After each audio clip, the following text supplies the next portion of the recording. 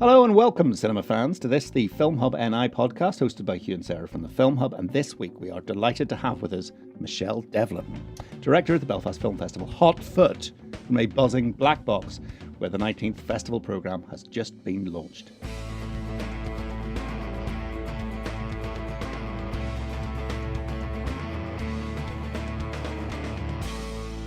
You're very welcome to the programme, Michele. Thank you very much. Nice to see you. Lovely to be here. So our first question, of course, is, are you excited yet?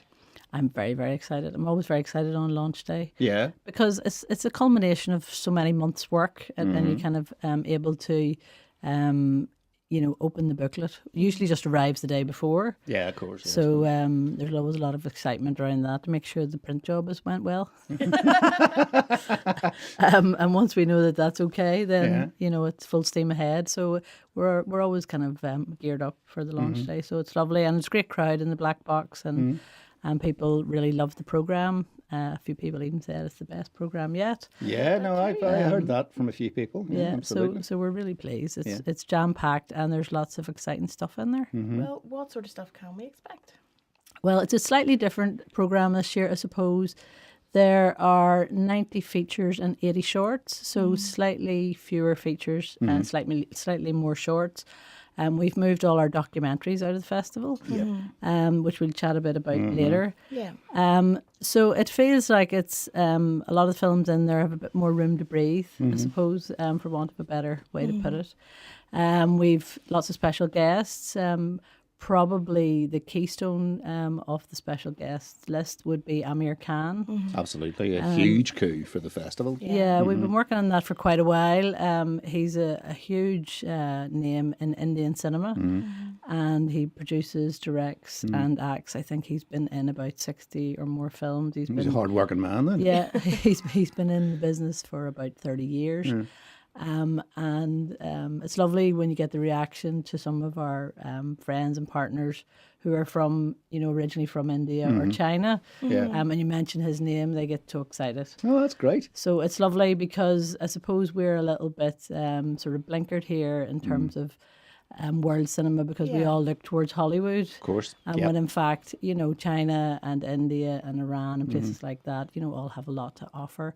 So I've been watching a few of his films to kind of do my homework, and I have to say he is pretty amazing. Yeah, the one I know is Lagan, which was the breakout one in the early 2000s.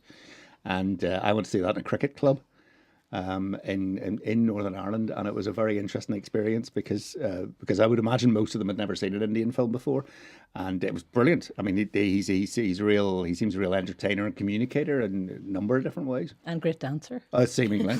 I'm not very good at judging dancing. You know what I mean? My good dancing might be somebody else's terrible dancing, but no, he was great, and it's a very interesting film. I mean, it's a cracking sort of.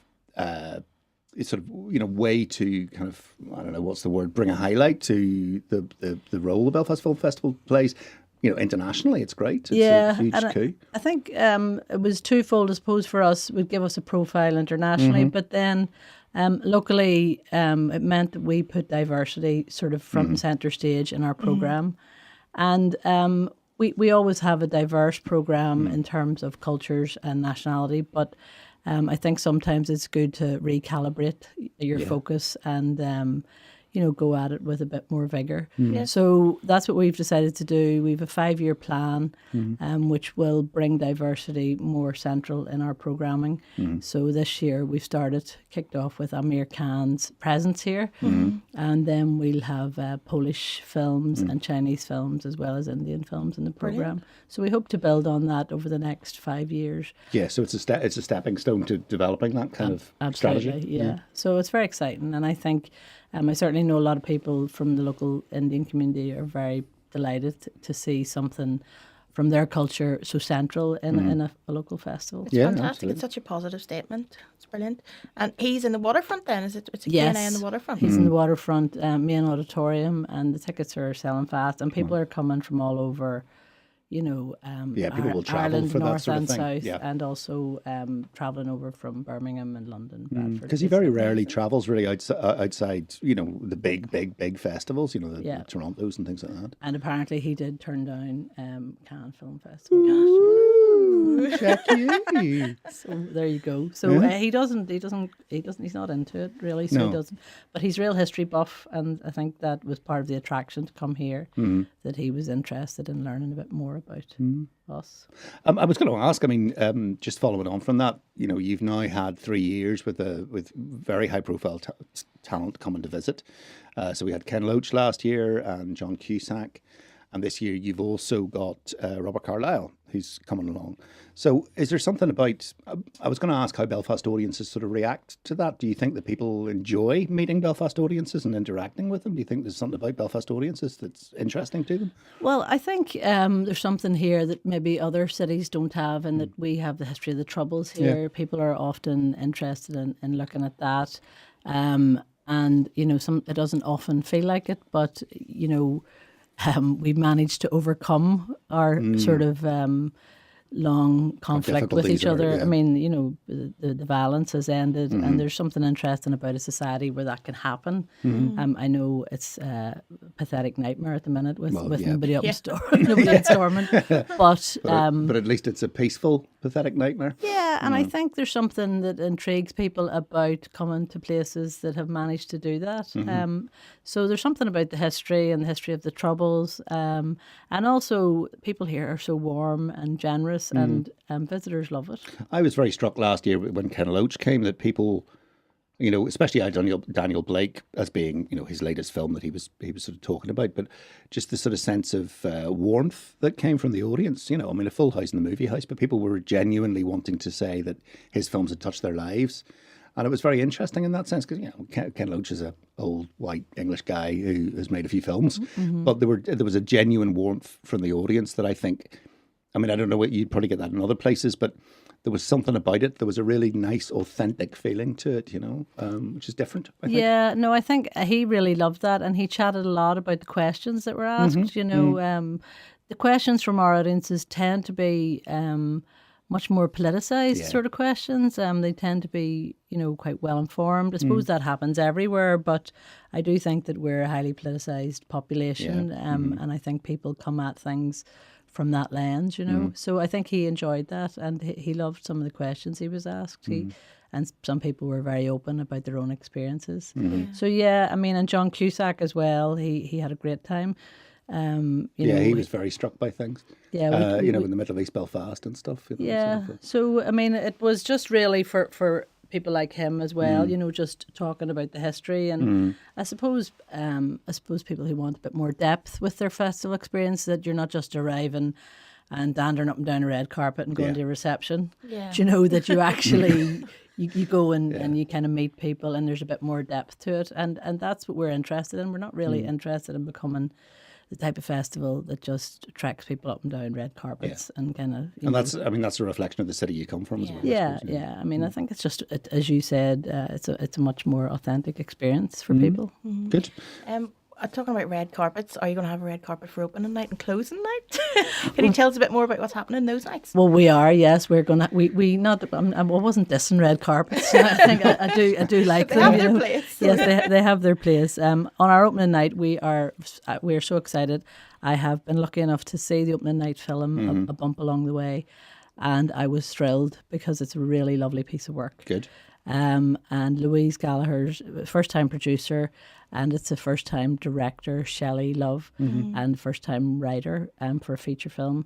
So it's an all-female team, and they've managed to pull together a really great film. Lovely, good, okay. The very early cut I saw didn't have any sound on it yet, so it'll be greatly improved because... I didn't miss the music. Really? It was that, right? The script was... the tone is just lovely. It's comedy. It's really hard to do comedy. So I was a bit worried when I sat down to watch it. Especially in feature-length film. Yeah, and I wanted to like it, and I wanted it to be good, and it didn't disappoint. I have to say, it was excellent. I was thrilled when I was watching it, and I couldn't get the storyline and the characters out of my head for a few days. Okay. So that's when you know a film has affected you. And Brona Gallagher's central performance, it was absolutely excellent. And she plays a single mum, is that kind of the story? She's a single mum, and she gets pregnant after a one-night stand with somebody less than half her age. And it can happen. So her daughter is 16 or 17, and of course then there's all the kind of tension between her and her mother about. So she's absolutely disgusted with the mother. So it's there's a lot of comedy that is kind of pulled from the storyline, and it's played pitch perfect. Oh, lovely. Yeah, Brilliant. so it's a great film, And a lovely thing to open a homegrown festival with as well. It's lovely to open with comedy. Yeah, well, that's true as well, because very often it's kind of hard-edged. Yeah. Last year you had The Dig. Yes. It was a good film, but it was quite a rough watch. It wasn't a comedy. No, it was not a comedy. Imagine the furthest thing from comedy you could find. Oh, that's very true. That scene in the bathroom will stay with me for a long time, certainly. But and in terms of the closing film, that's very exciting. The closing film is just wonderful. So it's about the rave scene, and it's set in Glasgow, and it's about these two young fellas who are sort of coming of age. They're buddies, and they're wanting to be part of this. They're all into the music, into dance. And it is just a fabulous, fabulous coming of age film. The soundtrack in it is incredible. So it's going to be a huge hit, that film. Is it? Yeah. I mean, it's an interesting. So I lived in Glasgow in the 90s, so I remember. You went to those raves? I may have to. Well, it's not really my cup of tea. You know what I mean? Down in the jazz club, you can't be pretentious at a rave. Do you know what I mean? It just doesn't work. But it's a really interesting sort of choice. But also, it's very in keeping with the kind of 90s vibe that's going on at the moment. There's our generation, I suppose, is now looking back. Now we have kids and have to stay in at night. There's a kind of looking back on the 90s, but this seems quite an artistic take on that. It's not beautiful film. It's kind of black and white, but it's got little tints through it, and it's lovely looking. And it's just a great tone of a film. In terms of the music and in terms of the relationship between the two young men, and kind of what they get up to. Oh, great. I'll not do any spoilers, but we're looking forward to that one. but it's fabulous. Well, apart from opening and closing and Aamir Khan, have you any other sort of personal highlights? Any other ones you wanted to highlight to us? Yeah, I mean, Lenny Abrahamson, I'm a big fan of his, and he'll be coming along to the festival as well. So I absolutely loved Room when I watched it, and I just think he's an amazing filmmaker, and he's going to come along. And normally he's been too busy, even though he's just down the road. Yeah, but we're getting him to come along, and I'm really delighted about that. And in terms of films, there's one film which I saw a while back called The Worlds of Ursula Le Guin. Oh yeah, the writer Ursula Le Guin. Yeah, so it's one of the few documentaries we have in the programme. It's feature-length doc. And it is a truly just brilliant film. Fantastic. It's made by a Canadian woman. It was a labour of love sort of film. She made it over a 10-year period. And she just finished it off a few months before Ursula Le Guin died. So, so it's quite poignant, but it's a brilliant film. That was one of my favourites. She's a very underrated sci-fi writer, and huge influence on film as well in terms of sci-fi films and stuff. And huge influence on, dare I say it, the wizardy stories, because her story, her Earthsea trilogy was written long while before anybody ever knew Mr. Potter or Terry Pratchett or any of that sort of stuff. And all the references and all the kind of ideas are all in her books, you know. So you're not accusing plagiarism, are you? Wouldn't accuse anybody, but I'm just pointing out the early stages of this. Early similarities. Yes. I mean, one of the things I'm really looking forward to is Soda Jerk, which is Terra Nullius, which is a kind of archive art film.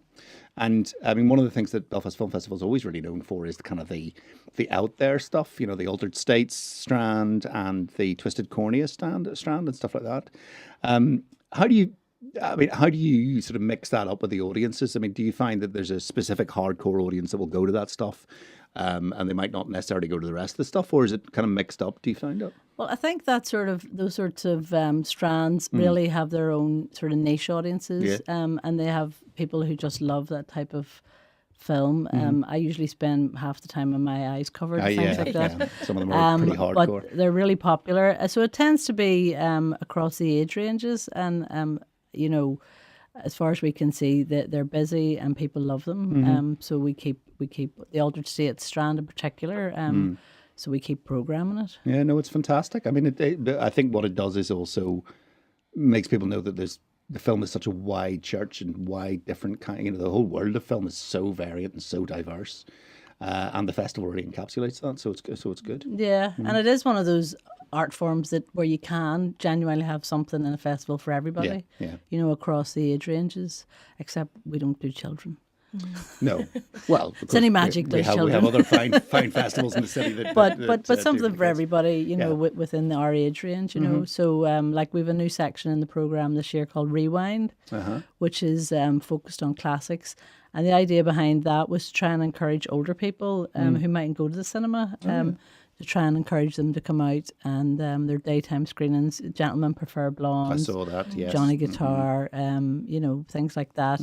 So we're going to work really hard to see if we can encourage sort of older audiences to come to those. And if you're over 65, you get in for free. Sure, That's like, brilliant. you couldn't beat that, could you? I was going to ask, for those who don't know about Belfast Film Festival, now in your 19th year. So how did the festival start, and sort of how has it grown into this behemoth that it is now? Well, it started very small, really, as part of FELA. It was a sort of a subsection of FELA way back in 1995, I think. And in the first 4 or 5 years, it was known as the West Belfast Film Festival. At that stage, I was working locally, and I was asked to help out by Lawrence McKeown, who was he was one of the 3 people who set it up initially. So I kind of got roped into it then, and I suppose the festival had a range of different success at that time. Martin Sheen, for example, came along That's right. Yeah, to one of the events, and we had a lot of people coming across town to screenings in the city. We decided that it was either going, after about 4 years of doing it, it felt like it was competing with a lot in the FELA. So we decided we were either going to have to make it smaller and more focused and keep it where it was, or move it out of the FELA totally, have it as an autonomous event, you know, on its own merit, and move it away from the summer months, because we thought it would do better if it was away out of the summer months. Because cinema traditionally does better. So there was all sorts of discussions about that for a while, and eventually we decided to move it, to make it a citywide festival. So that happened in 2000. And the early days, audience numbers were, you know, a couple of thousand maybe at our best. And funding was virtually non-existent. Everything was done on goodwill and volunteer enthusiasm. And then I suppose part of my job was, and again I was doing this voluntarily, was to try and bring in some money, and eventually making Belfast work. I remember those. Yes, yeah. Who a fella there called Carl von Osen, and Carl really. I suppose he saw the potential in it, and he was the first person ever to give us funding. They gave us £20,000, and at that point, I left my permanent pensionable job to go and work in an arts organisation, Risking it all for film. that had Beautiful. sweet FA in the bank. And I suppose my job then in those early years after that was to try and bring in funding. And so and it really has just year on year grown every year. And now we operate all year round. Well, this is a big year for you, I suppose, in terms of, you know, a new thing that you're going to bring to the market in DocFest Ireland. Yeah, this is what we've done with all our documentary films from the festival. We've put them into a new event, and we found they just weren't getting enough sort of room, if you like, and they were competing with a lot of things. And we just decided to give them a platform solely for documentary. And we also felt that the documentary sector here is quite big. And, you know, there is a lot of talent working in TV and film. And we thought, like, we're never really giving these people enough airtime in the festival because there's so much else going on. So we've decided to run a documentary festival, and we've decided in a huge new departure for us to embrace it as an industry event. So part of what we'll be doing during that, we'll be bringing influencers and people who have checkbooks, presumably. And bringing them over and putting them into a doc market. And we'll be then pairing them up with people from the sector. So we're very excited about it, and already we've the programme more or less planned. Because it's a hugely interesting time for documentary from the north, but from across Ireland and the UK as well, in terms of how people are pushing the boundaries of documentary, in terms of, but also the subject matter. Yeah, I mean, you look at the success of stuff like No Stone Unturned and Unquiet Graves, and the kind of impact that these films are having in terms of our political life and discourse and all that sort of stuff. It seems like a time to strike while the iron's hot. Documentary is a fantastic sort of genre, I think, because it can. I mean, I watched a documentary a while back called Under the Wire about Syria and about Marie Colvin, the journalist. Yeah.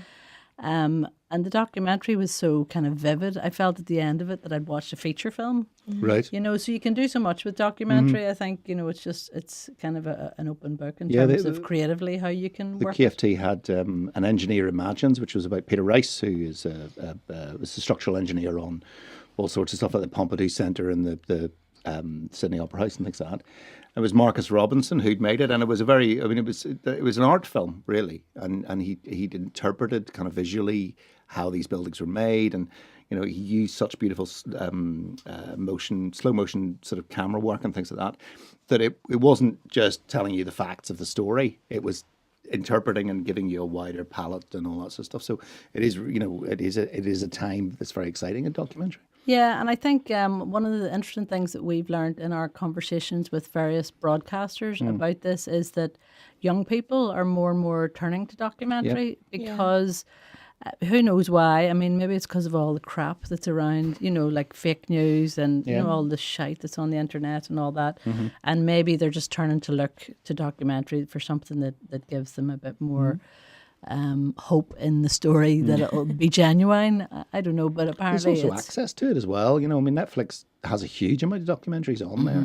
And people talk about them, like the Fire Festival one and Abducted in Plain Sight and all those ones. There's so much buzz around there. Yeah, no, that's true. And you sort of, they're almost like the soap operas of 20, 30 years ago. They're your water cooler movements or moments is to talk about, yeah, that one about the three brothers, the identical strangers. Oh, yeah. That was great. Well, great's maybe the wrong word. Oh, what happened there? Somebody was sleeping at the wheel. But I think it's, I think it's very interesting. But that's also a sign of growth for film festival in terms of being able to do something like that. Yeah, absolutely. I mean, last year we had 24,000 people at all the different events and the festival. So next year we're hoping to build on that because we can see, I mean, we ran a pilot documentary festival in the summer. That's right. We had Stuart on the podcast. It was hugely successful. Yeah. So it proved to us that, it's something that people want. So we're really excited about the developments, and we know that people in Belfast and in Northern Ireland love film, and we want to try and build on the audiences we have and try and reach new audiences. Fair play to you. You don't give yourself a lot of work. Yeah. Make sure you get a holiday this year, Michelle.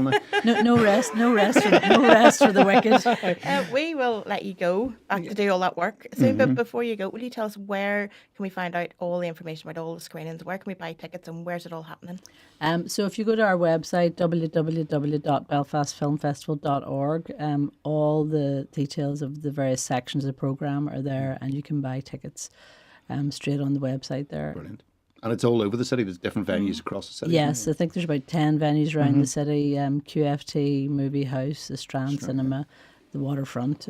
So there's the lovely Beanbag. If you've never been to the Beanbag, you should go for the experience. You should. It's always a pleasure to watch a film in there. You might not get out of the beanbag, but well, no. Maybe bring some kind of hoisting equipment to get out of the beanbag. We'll always pull you out now. Wouldn't leave you hanging. Well, Michelle, thank you very much and good luck. Thank you. With the festival. It's been a pleasure, and we're really excited about it ourselves. So, yeah, thanks for having us. Not at all. Pleasure.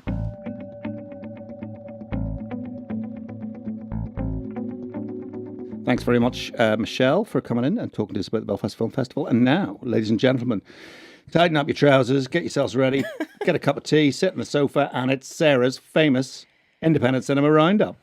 What a build-up. What a build-up. Oh, thank you. Well, there's lots going on, as usual. A few things I've picked out to talk about today. Cinemagic on the Pulse. Yeah. So our friends that specialise in programming for young people and youth audiences have got a month-long programme of screenings and talks and workshops all based around short film. Brilliant stuff. So they turned 30 this year. Yeah. I suppose it would be 30 years, wouldn't it? Yeah, so they're doing this kind of all year round program, and part of that is this focus on short film. So they've got some lovely things going on, like screenings of The Gruffalo and The Gruffalo's Child. I love those films. In the Ulster Museum and Room in the Broom and Zog. Yeah. They're on the 16th of March and 23rd of March, and Revolting Rhymes, based on the Roald Dahl classic, happening in No Alibis on Friday the 22nd. On Botanic Avenue. On Botanic Avenue. And they've got New World Cinema Shorts, Animations, and a BAFTA showcase of all the films that were nominated, short films for BAFTA this year. And like, there's loads more stuff, but it's really nice to see that kind of focus given on short film, because it's usually as part of a festival strand or something like that. Yeah, it's usually a sort of forgotten part of it, or and there's something, I mean, we were chatting about it yesterday with Cinemagic, there's something about that kind of format that, especially for young people, it really holds your attention, and 2 or 3 minute shorts can really kind of explain or send a big message or something. So I think it's a really good programme. All the details, there's so much stuff happening, and it's all on their website. Right. And a lot of it's on our website too. So that's all taking place in Belfast. And the Nerve Centre up in Derry have an intercultural and anti-racism programme. And I think they do this every year. Yeah, they've done it. Full Film Festival have done it for quite a few years, Yeah. So they bring together a diverse range of film and workshops for schools, and looking at themes related to kind of prejudice and inequality. That's taking place from this Friday, the 15th of March, down to the 29th of March.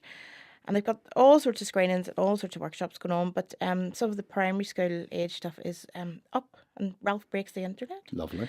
And so if only somebody broke the internet. We'd all have more time in our hands, sure, wouldn't we? A much happier world, wouldn't it? We just all go to the shops and things. Yeah, we can sit on Twitter. But then we wouldn't have our lovely website where all this information is. So, you know. So some of the post-primary events are First Man. Yes. That lovely film we saw last year. Green Book and Anne Frank Remembered, which looks really good. And all the details are at nervecentre.org.